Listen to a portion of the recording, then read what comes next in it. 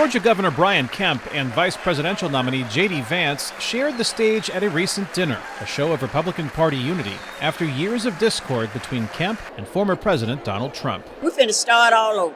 Atlanta voter Dorothy Harp is not concerned about Trump's feud with Kemp over the 2020 election, which Trump falsely says he won in Georgia.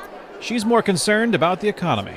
We had lower prices on our food, gas, energy, cars. Everything was better under the Trump administration. It's a message Harp takes door to door, encouraging members of her community to vote. And I've got a lot of young voters who said they're going to vote for Trump. In the 2020 election, Joe Biden defeated Trump in Georgia by just over 11,000 votes out of nearly 5 million cast. Numbers Georgia's Republican Governor Kemp knows well, as he implored audience members, including Harp, to vote. So we cannot take anything for granted.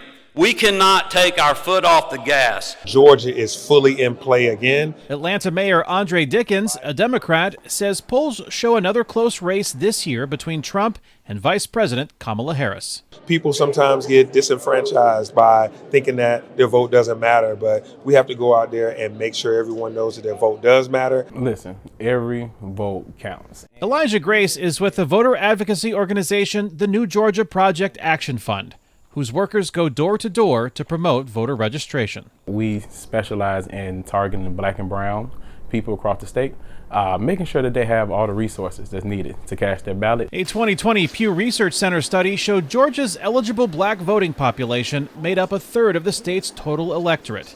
Exit polls in 2020 showed 88% of black voters chose Biden, but recent polls show Democrats losing ground in this close contest. Both sides understand that roads lead through Georgia. When the race was between Biden and Trump, Grace noticed a lack of enthusiasm among potential voters. And since the Democratic ticket has changed, we have seen a strong uptick in support for Vice President Kamala Harris. She's at the intersection of color and gender. Bernice King, daughter of civil rights leader Martin Luther King Jr., believes Harris appeals to voters previously considering sitting on the sidelines. Frankly, just speaking as a woman, I think this is a season where we're seeing more and more women emerge in the critical places of leadership.